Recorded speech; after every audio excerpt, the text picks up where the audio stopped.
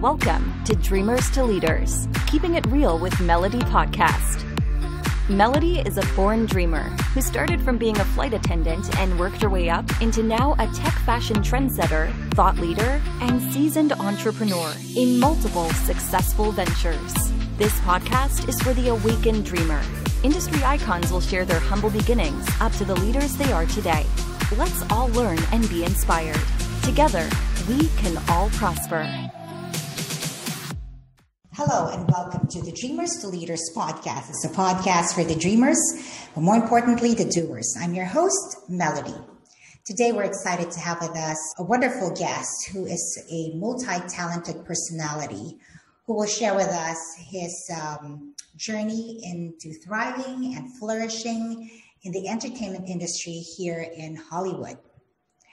He is the resident director of music at the Millennium Dance Complex here in Hollywood since 2002. He is a singer, a dancer, a director, a comedian, a pianist, a vocal artist, an interior designer, and a celebrity stylist.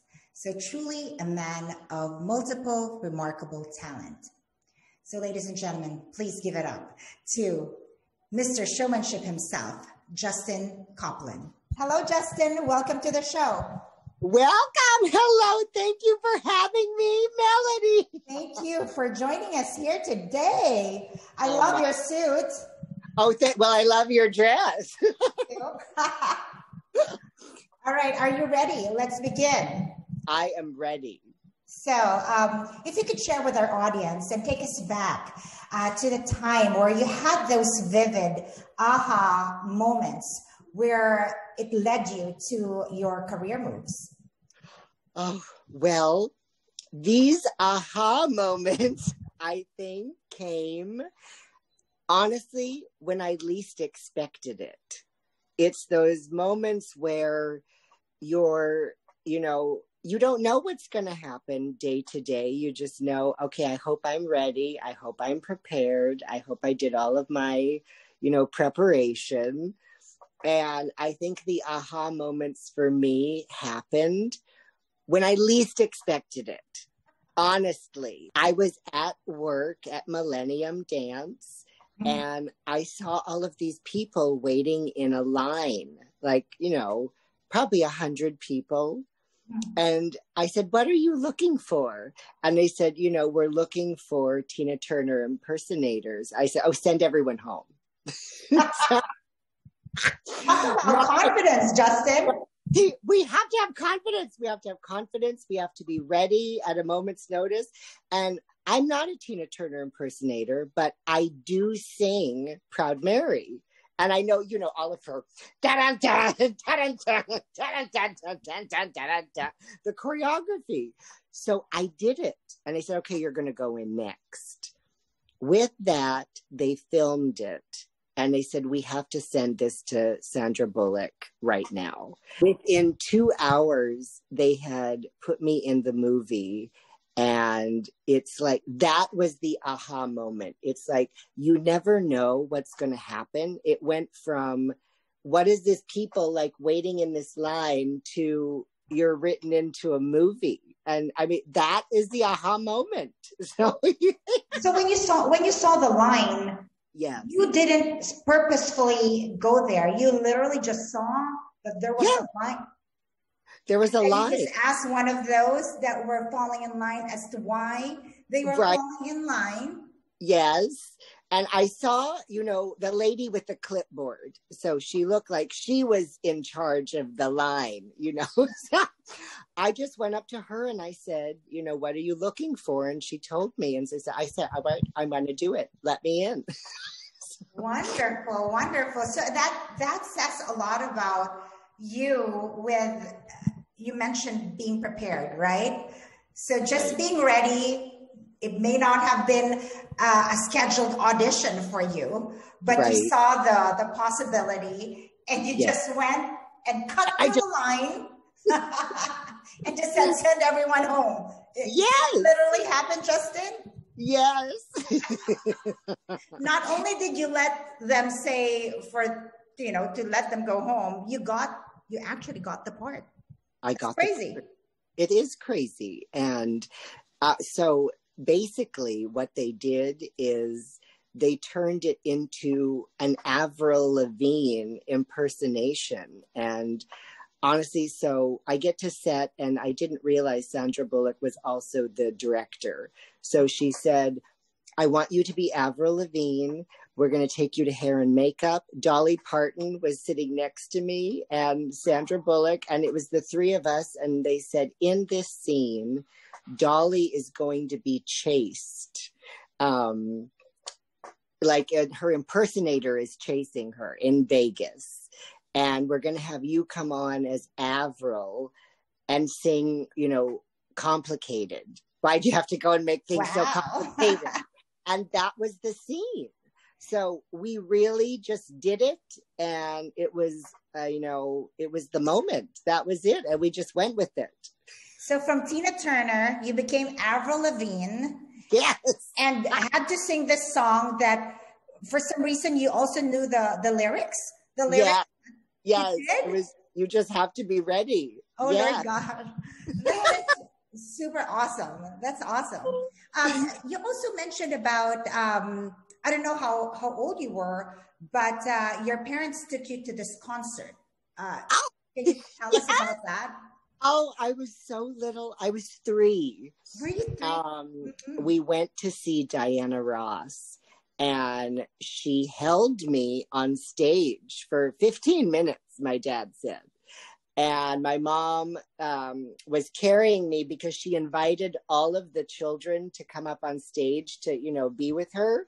And for some reason, she chose me to actually hold in her arms. Oh. And it just held me while she was singing in her, you know, live concert at McHale Center in Tucson, Arizona. When I was 3. So that, I think, was my christening moment, like on the stage, in the limelight, feeling, you know, the energy of the performance. And it was magnetic. And I just felt so empowered. And I was like, I was 3. So what are you going to do? I just felt like everything was perfect right then and there. So at 3 years old, you guys were seated at the front row, is that? And then they just randomly picked children, and you were one of those. Yeah. She chose you, and that moment, you had that awakening, as you said. And, and you knew that you belonged on stage, right? I'd hoped I belonged. Yeah. Yeah, that's a beautiful, beautiful story. So Diana Ross, lead singer of the Supremes. Yes. And it's a band that has, I think, one of the best-selling girl group, singing group of all times, right? Of all times. Iconic of all time. Iconic, a legend. What is your favorite song of her?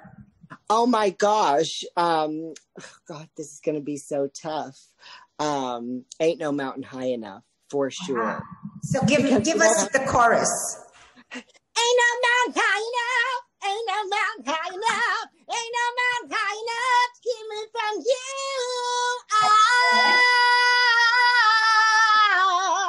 It's like everyone can't help but jump to their feet and start, do you remember what the song was when you were there on stage with her? You know what? She started with that song. No like I remember her walking from the back of, you know, the auditorium, and you can't see her yet, but you can hear her. And I just sparkles. She was covered in like silver sparkles. It was like ethereal, like, you know, she came from another planet or something. You know, I'm 3.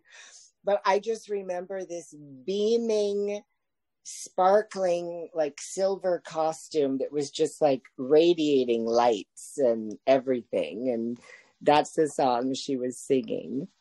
I think other kids would freak out if, you know. Absolutely. There. You know, you take your child to Disneyland and you want to show them their iconic favorite creature and they start crying. But you were mesmerized. Oh, I was so mesmerized. I was so mesmerized by her beauty and her presence. And I just felt safe and comfy, you know, in her arms. So it started there. You were three. And you made that decision. I want to be that. I want to perform on stage, type of thing. So with those moments and leading up to where you are now, with all the hats that you wear, what were your most challenging moment, and how did you overcome those? My most challenging moment, of course, as for any actor, is not getting the part. So I went to New York. It's my very first Broadway audition. And I'm auditioning for Marty Sharnon, who wrote Annie. Legend. There's 400 people at the audition. We had to hold our headshots like this and just stand there. And they eliminated 200 people right out of the gate. Then it was down to 200. Then it was down to 100. Then it was down to 50. And I made it. Every cut. Then they said, we need you to go to lunch, come back and sing like 8 bars, which is like 30 seconds. That's, you know, how quickly we had to make an appearance. Get in, get out. So I sang the last 8 bars of Quasimodo's from Howard Crabtree's When Pigs Fly, because it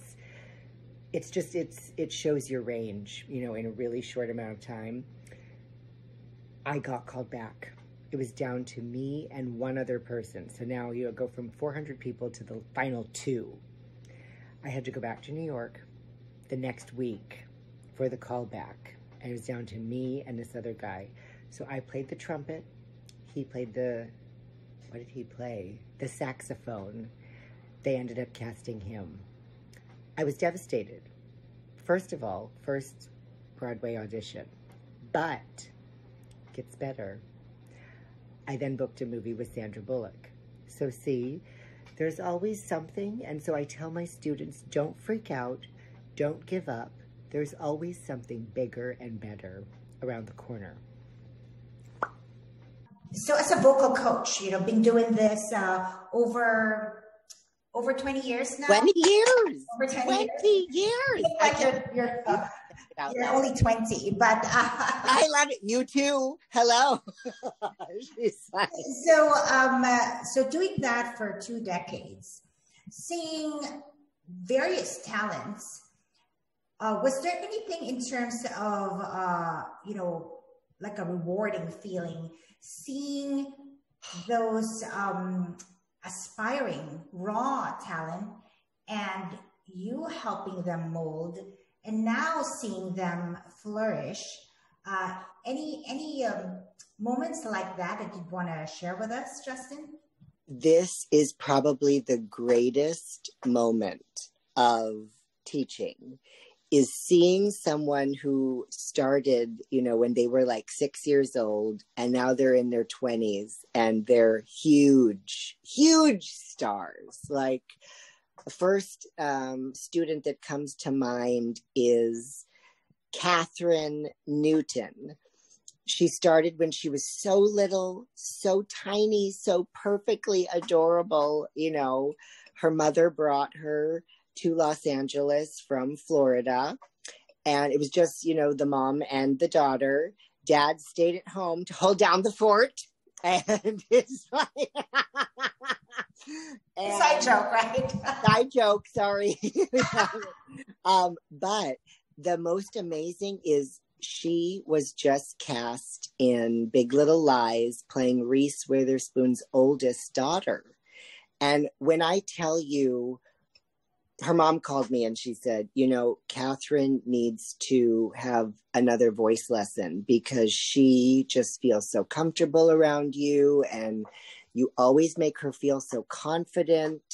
They said we tried, you know, other voice teachers, but we always come back to you because she's the safest with you. And it just warms your heart because she just booked another movie with Julia Roberts, and I guess it's coming out for the holidays. And not to mention Big Little Lies. It was probably like the biggest TV show in terms of, magnitude, and, there is true talent. And here is someone who, it probably took her 12, 14 years to really come into her own, find her power. But now the sky's the limit. So let's talk about you as a performer. You as a performer, talk to us about that one-man comedy show that was a huge success. Oh, I am curious to find out, how was your journey in conceptualizing the idea of having this show and seeing it all up to fruition and it being a great success. So how was that like? Where were you when you were thinking about that project, and how was the unfolding of that? What were your high points? Oh, my stars. Well, it was stories, that I have been, in my mind, these stories and things that have happened to me since, I was like little, were just kind of floating around and then became these ideas, and it just sparked. Everything just kind of fell in to a place where there were these shows, and everyone could put in ideas, for this show or that show. And one of my best friends, Amy Granados, who's still my neighbor, like we grew up next door to each other. Our parents still lived next door to each other. She had won the festival the year before with her one-woman show. And she was the catalyst. She called me and she's like, I think you need to do a one-man show. And she was like, I will help you in any capacity, but you definitely need to, make this happen. So I just started thinking about my landladies, Edith and Evelyn. Honestly, we're talking about women who were like 99 and 103. And these nonagerian landladies are absolutely epic women. So I would tell stories about them in my show, and I would sing a song, that would relate to the story. But I don't give the audience time to really recover. And you're laughing hysterically, your tummy hurts, and I've already moved on to the next story. And it's just like, people are like, what's happening here? So honestly, it's a conglomeration of my life and all of the funny moments and, the story ABC all the way to Z that have led me here, intermingled with like a little song. I'll play the piano, I'll sing to the audience. It was amazing. It was absolutely amazing. What's your favorite role? I mean, I was reading your website, and my favorite role: dinner biscuits, butter biscuits, and those ones from that lobster place. I meant, and I know your favorite role among all the hats that. Okay, favorite roles have to be Amal in Amal and Night Visitors by Giancarlo Menotti. It's about the star. Like, this little boy sees the star floating in the sky, and he tells his mother, we have to follow the star. And of course she thinks I'm crazy. So this whole opera is about this little boy who has a crutch. And the three wise men come to visit that night because they have no place to stay on their way to baby Jesus. And so the only thing that I can give is my crutch. So I offer the crutch. And then at the end of the opera, I miraculously walk without the crutch. So you were the actor? I was the actor. Oh, nice. So And being I an was actor is one of your favorite role that you do. So you sing, you dance, you you do comedy, you do interior designing. I do. Yes, from really the sky is the limit. I agree. Let's talk about some tips that you could share with our audience. Having all those hats, having all those roles that you play, any time management hacks that you could share with our audience? When a student wants to prepare for something, or let's just say like in reference to getting ready, let's say you said the garage, it's daunting to go in and say, oh my gosh, we're going to clean the garage today. So I always start with something completely attainable, like doing the dishes. Let's just do the dishes today. One dish. One dish. It's like, also be I can't overwhelming. Okay, but I guess you know, it's something you can start and something you can finish.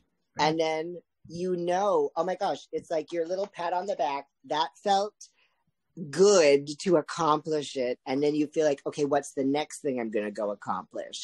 And then before you know it, you're just checking everything off your list because, I say, don't think we're going to become an astronaut like overnight. We need to start, in one place and, build our way up.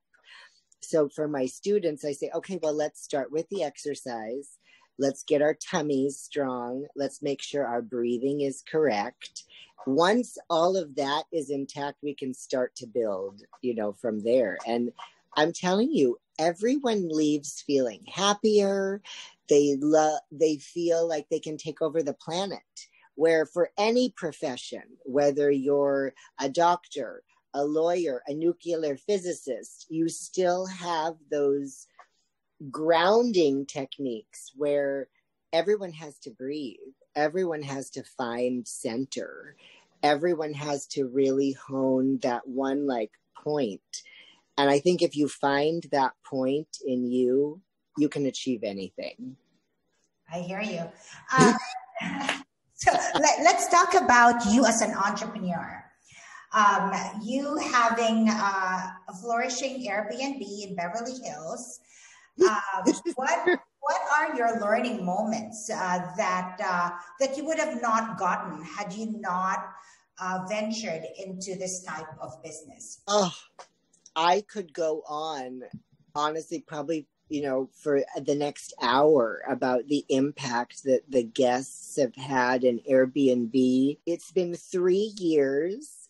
And I have had over 200 guests. This was the most moving story. So my current guest is battling cancer, and she messaged me. Her name is Sheila, and she's now part of the family, obviously. She works for the UN. And so she was actually in Thailand when dealing with the recovery and the rehabilitation of everything that was lost during the hurricane. So she shared with me the story, and it just moved me in such a way. So the woman that was affected, thousands of people were affected, but this story, I think, touched the hearts the most. Fatima was her translator, and every single town that they got to in the recovery process, Fatima would disappear and she would go to the monitors, and Sheila just wondered, where is she going for 10 minutes every time we land in a new city? She was looking for her children. So she said, what happened?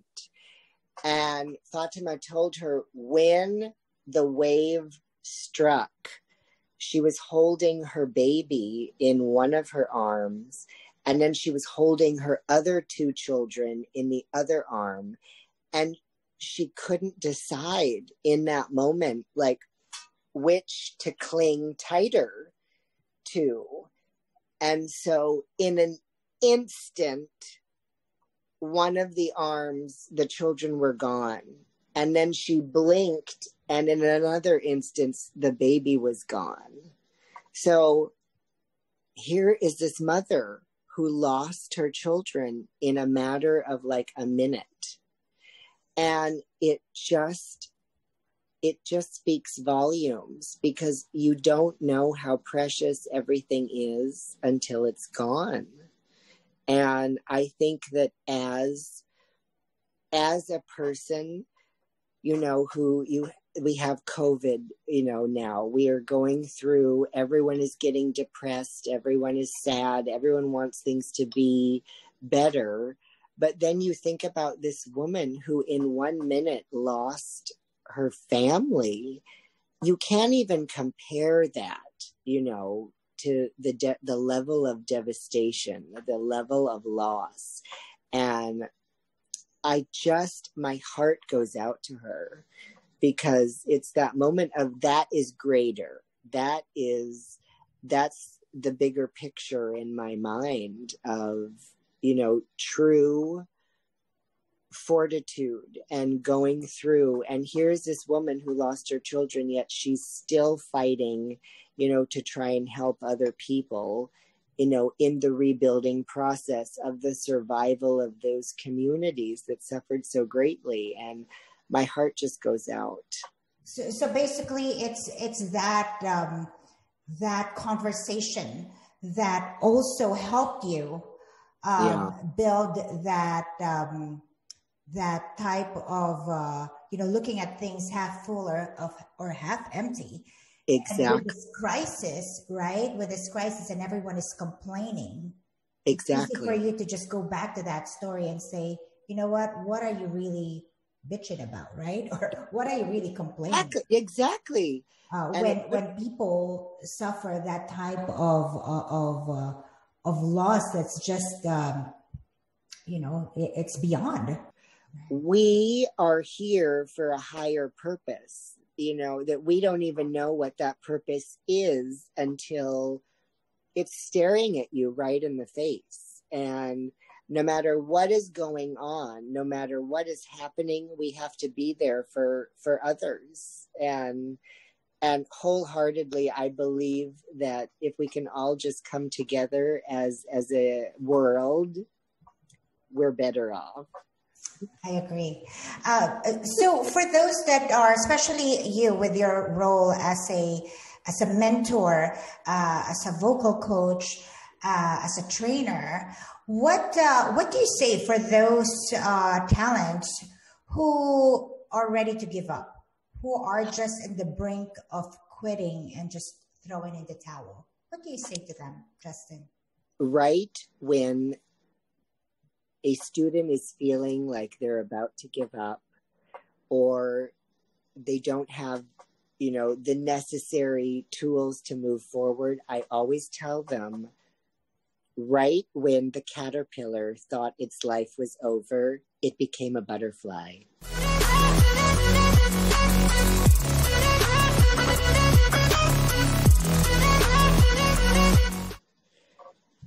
That sends them to a whole new level every single time. And it's that moment where, of course, we all want to give up. We all want to throw the towel in, but we have to persevere. We have to get over that hurdle in order to reach the greatness. So I feel like that is my mantra, is that little, right when the caterpillar thought its life was over, it became a butterfly. Right. And then you have your wings and then you fly and then there's that other dimension, right? Exactly. Any final words of wisdom that you could share with our audience, especially with regards to your journey of, you're starting out, you're from Arizona, moved to California, really knew no one, not really to the degree, but you persevered. So it's that perseverance and confidence that you have that led you to a lot of opportunities. Any final words? I think in terms of going out in the world, my final message is don't give up. Keep going. There's always another mountain to climb. You can always achieve greatness, even when you think it's all about to end. That's the moment where I think you discover the next magical journey and achieve success. And we all want that. We all want to achieve the best success, you know, and I think it's getting over those little tiny hurdles that come into our, you know, path.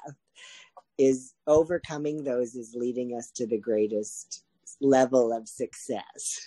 I agree. I agree. You know, just like the river, right? The river does not really shave the mountain or the rock with its strength or power. It's through perseverance. So you continue to, or the grit to continue to forge through, regardless of the obstacles and hurdles thrown your way, as long as you have that clarity, right? That clarity of your vision, couple that with action, couple that with learning, couple that with talent, hard work, then somehow that formula brings you to the next level.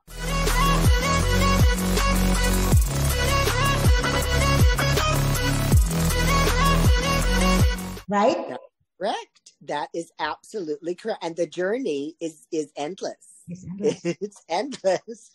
And if it's endless, you just have to be unstoppable. I really enjoy the inspiring true to life stories of the dreamers that you interact with daily, and really seeing their life unfold right before your eyes, right? And seeing them flourish. Such an amazing, inspiring story. So thank you, Justin, for sharing those. I appreciate you. Oh, thank you, Melody. It's always the best joy, and there's laughter, there's love, and it's always such an honor to see you. All right, wishing you continued success, Justin.